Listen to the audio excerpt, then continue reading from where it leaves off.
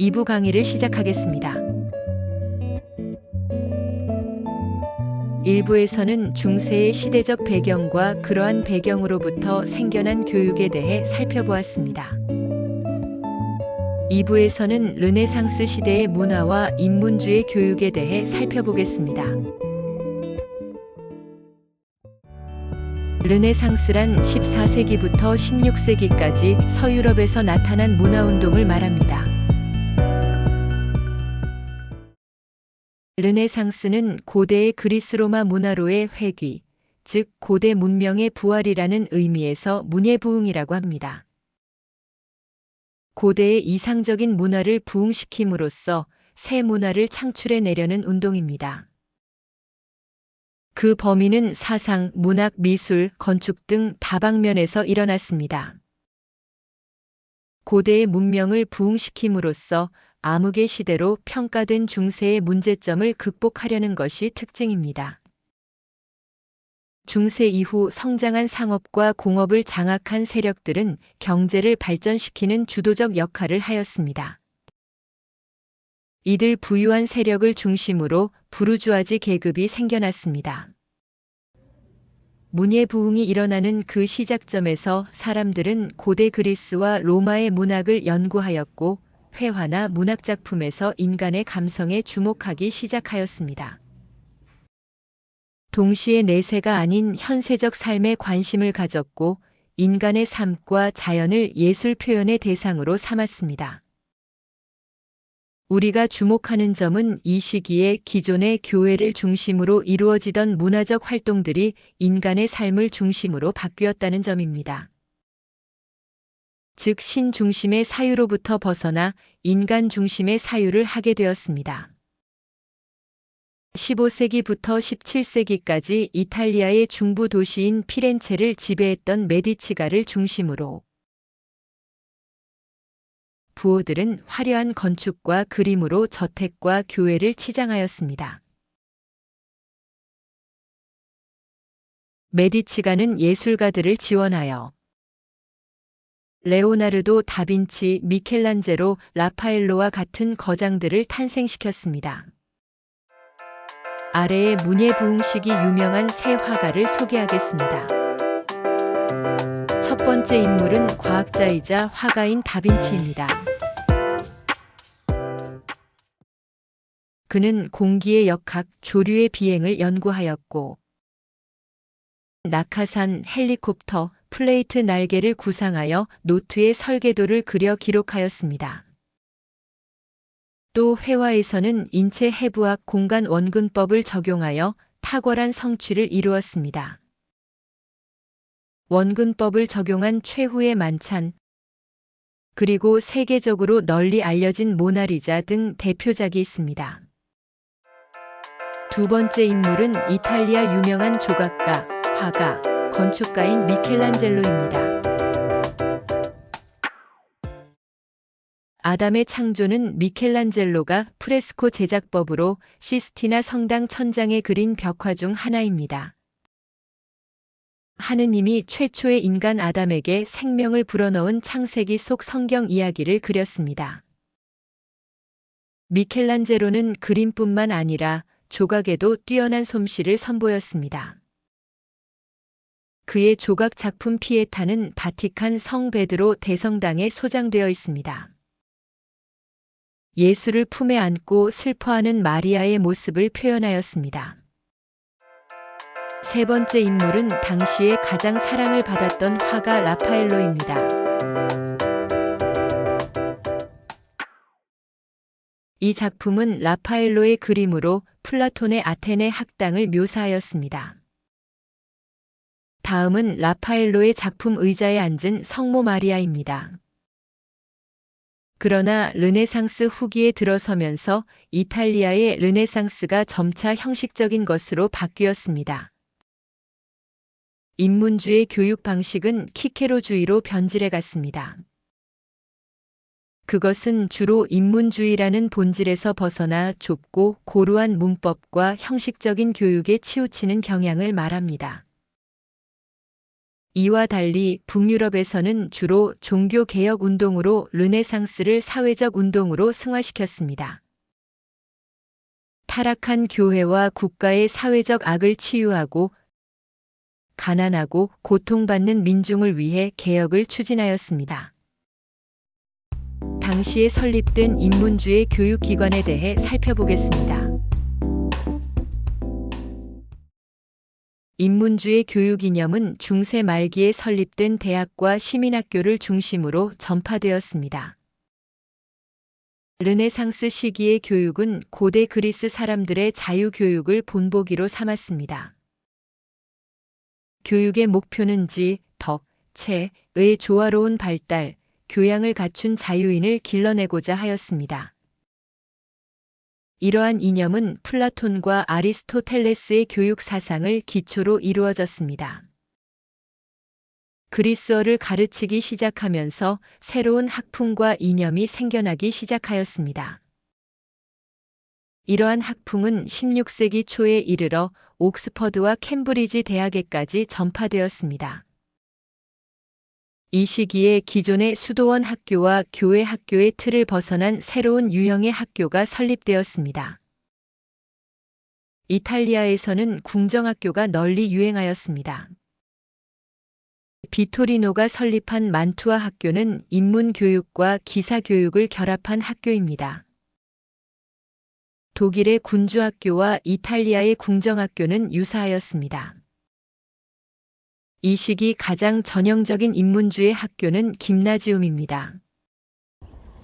1537년에 슈트룸이 세운 스트라스부르 김나지움에서는 라틴어와 다양한 지식을 가르쳤으며 학생들의 나이 그리고 학업 수준에 따라 9학년으로 나누었습니다.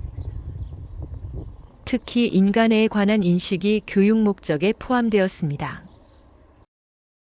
이 시기에 공교육 체제가 확립되었습니다. 영국의 공립학교 웨스트민스터, 해로우, 럭비, 머천트 테일러스와 같은 공립학교들이 인문주의를 교육 이념으로 삼았습니다. 특히 1512년에 세운 성 파울 학교가 모범이 되었습니다. 교장 릴리가 지은 라틴어 문법은 수세기 동안 영국 학교의 교재로 널리 사용되었습니다. 인문주의 사상가들의 교육 철학에 대해 살펴보겠습니다. 우선 비토리노의 교육 철학에 대해 살펴보겠습니다. 비토리노는 르네상스 시기 이탈리아 최초로 인문주의 학교를 설립한 인물입니다. 교육 목적은 개인의 능력을 향상시켜 삶의 질을 높여주는 것입니다. 삶의 가치는 공적인 봉사에 두었습니다. 따라서 사회에 공헌하는 인간의 의무를 강조하였습니다. 교육 내용은 라틴어 고전, 역사학, 수사학, 문법, 시, 도덕 철학입니다. 교육 방법은 고전 원전을 읽고 토론하기, 교구를 활용하여 수학과 알파벳을 가르치기 등 다양한 방법을 사용하였습니다. 이 밖에 말타기, 펜싱, 달리기 등 체육과 놀이를 강조하였습니다. 그는 기존의 암기 교육 방법을 버리지는 않았지만 재미와 흥미를 강조하고 학습과 휴식을 병행하였습니다. 여자아이도 남자아이와 같은 교육을 받아야 한다는 점을 강조하였습니다. 이는 중세의 교육 상황에 비교하면 진보적이고 인문주의적이라고 할 수 있습니다. 다음으로 에라무스의 교육 철학에 대해 살펴보겠습니다. 에라무스는 네덜란드에서 태어났습니다. 그는 파리 대학에서 신학을 공부하고 이후 네덜란드, 영국, 이탈리아, 독일, 스위스에서 활동하였습니다. 그는 기독교 군주의 교육, 올바른 교수 방법, 아동 교육론 등 저서를 남겼습니다. 에라무스는 인간의 정신은 자유에서 비롯되며 현명함과 도덕성이 가장 인간적인 것이라고 보았습니다. 아동 교육론에서는 본성, 방법, 실천을 행복의 세 가지 요소로 제기하였습니다. 본성은 선천적인 성향과 능력입니다. 방법과 실천은 후천적인 학습을 통해 이루어지는 것입니다. 본성을 방법에 근거하여 부단히 개발하고 실천을 통해 완성시킵니다. 고대의 언어와 문학은 아동 교육의 지적 원천이라고 보았습니다. 따라서 고대 그리스어와 라틴어와 같은 언어의 조기 교육이 가장 중요하다고 하였습니다. 교육 내용에는 주로 고대 문학 작품들 가운데서 호머의 서사시, 그리스의 서정시, 고대의 희극, 속담과 유명인들의 경구가 포함되었습니다. 교육 방법으로 놀이를 강조하였습니다. 특히 작문, 번역, 지리학과 같은 어려운 공부는 적합한 놀이와 함께 가르칠 것을 권장하였습니다. 회초리 교육은 인간성 교육에 전혀 도움이 되지 않고 오히려 노예 근성만 고착시킨다고 보았습니다. 순종적인 인간은 자체적인 사유 능력을 상실하기 때문에 강압적인 교육은 매우 위험한 것입니다. 그는 세계적인 교양인으로 평가된 인물입니다. 따라서 국가, 계층, 종파를 초월하여 화해와 평화 정신을 전파하였습니다. 대립을 적대 관계로 보지 않고 조화와 화해로 풀어야 하며 조화적 인간 형성을 교육의 목표로 삼았습니다. 이러한 조화적 인간, 교양인과 문화인이 사회에 많아지면 인간의 야만적인 성향과 사회적 혼란이 저절로 사라진다고 보았습니다. 이어서 종교개혁 시기의 교육 철학에 대해 살펴보겠습니다. 먼저 종교개혁의 시대적 배경에 대해 살펴보겠습니다. 중세의 말기부터 인간성 회복을 지향하는 움직임들이 나타나기 시작하였습니다. 교회의 권위와 교황의 초국가적인 교권 지배는 힘을 상실하고 그 힘의 중심은 왕권으로 이동하였습니다. 종교개혁은 사회적 특권과 막대한 부를 축적한 봉건 귀족들이 왕에게 힘을 실어주면서 일어난 운동이라고 할 수 있습니다. 종교개혁이 일어난 직접적인 계기는 신과 인간의 매개자인 교회의 권위를 부정하고 오히려 신과 인간이 직접 소통하여 참된 신앙을 얻으려는 의도에서 시작되었습니다.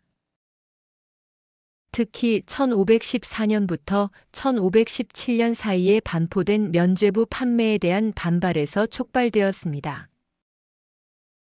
이 가운데 한 사례로 교황 레오 10세가 독일 마인츠의 대주교인 알버트에게 면죄부를 판매할 수 있도록 승인한 일이 있었습니다. 이러한 시대적 배경하에 주목할 인물은 루터입니다. 그는 성경 로마서 1장 17절을 인용하여 사람은 면죄부에 의해 구원되는 것이 아니라고 보았습니다. 오히려 구원은 성서에 대한 개인의 이해와 신앙심에 의해서만 이루어질 수 있다고 주장하였습니다. 사면보다는 신앙에 의한 구제를 기원해야 한다는 것입니다. 루터는 1517년 10월 31일에 비텐베르트 교회의 문에 95개 조항이나 되는 반박문을 붙였습니다. 독일 황제가 루터 체포령을 내리자 루터는 바르트부르크성에 은둔하여 성서를 독일어로 번역하는 작업에 몰두하였습니다. 라틴어로 된 성서를 루터가 처음으로 독일어로 완역하였습니다. 루터의 주장은 오직 성경, 오직 믿음, 오직 은혜, 오직 그리스도, 오직 하나님께 영광을 이라는 표현으로 함축할 수 있습니다. 루터의 교육 사상은 다음의 몇 가지로 나누어 볼 수 있습니다. 첫째, 그는 초등 의무 교육의 초석을 마련하였습니다. 1530년에 그는 아동을 취약시켜야 하는 일에 관한 설교라는 글을 썼습니다. 이 글에서 모든 부모는 귀천, 빈부, 남녀의 차별 없이 자녀를 학교에 보내야 한다고 주장하였습니다. 둘째, 공교육 제도의 초석을 마련하였습니다. 학교를 설립하고 유지하는 일은 교회가 아니라 국가가 책임져야 한다고 하였습니다. 셋째, 교육과정의 다양화를 요구하였습니다. 그리스어, 라틴어, 히브리어와 같은 고대의 언어뿐만 아니라 역사, 자연, 음악, 체육 등 다양한 교과를 배워야 한다고 주장하였습니다. 음악은 정서 교육에 도움이 되고 체육은 건강에 도움이 된다고 보았습니다. 넷째, 언어를 통해 사물을 인식하는 교육 방법보다는 사물 자체를 잘 이해할 수 있도록 교육 방법을 강구해야 한다고 보았습니다. 다섯째, 아동은 신의 선물이고 아동의 인격을 존중해야 한다고 주장하였습니다. 체벌을 반대하고 자연스러운 성장을 강조하였습니다. 여섯째, 교직의 중요성을 강조하였습니다. 그는 교직과 성직을 동일한 차원으로 보았습니다. 종교개혁 시기 공교육 의식의 강화에 대해 살펴보겠습니다. 종교개혁 사상과 더불어 모든 국민에게 교육을 시켜야 한다는 의식이 강화되었습니다. 독일 고타 공국 영주 에른스트가 1642년에 공교육령을 선포하였는데 이를 고타 교육령이라고 합니다.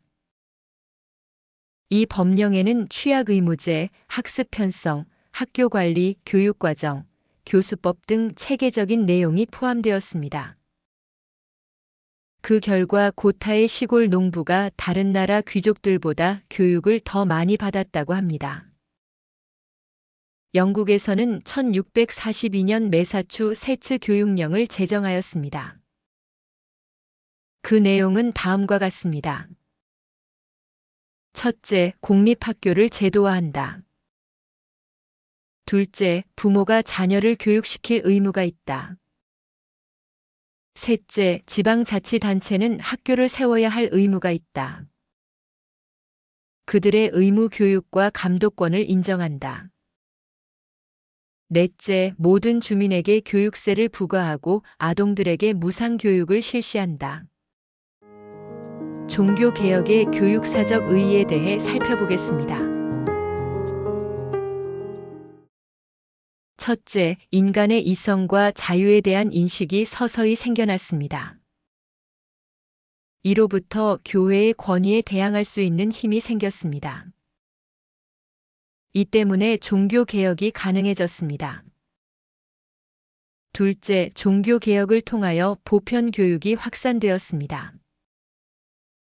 이로부터 초등의무 교육의 기틀을 마련하였습니다. 셋째, 종교개혁을 통해 실생활에 필요한 과학 지식을 탐구할 수 있게 되었습니다. 이로부터 신학에서 과학으로, 초자연에서 자연으로, 교권에서 인간의 자유로 방향을 바꾸어 교육의 진보를 가져올 수 있게 되었습니다. 종교개혁을 통해 실제적 삶에 필요한 교육의 내용과 방법에 주목하게 되었습니다. 이러한 변화는 17세기 실학주의 과제가 되었습니다. 이번 주의 토론 주제는 인문주의 교육에 대해 자신의 관점을 자유롭게 서술하는 한 줄 쓰기입니다. 토론방에 자유롭게 글을 올리고 서로 생각을 공유하고 토론하시면 되겠습니다. 인간의 생명은 소중합니다. 그리고 인간에게 있어서 자유는 더욱 중요합니다. 내가 나의 주인이라는 점을 잊지 마시고 우리들의 희망인 어린이들의 행복과 자신의 행복을 잘 챙기시기 바랍니다. 2부 강의는 여기까지입니다. 다음 주에 뵙겠습니다. 시청해 주셔서 감사합니다.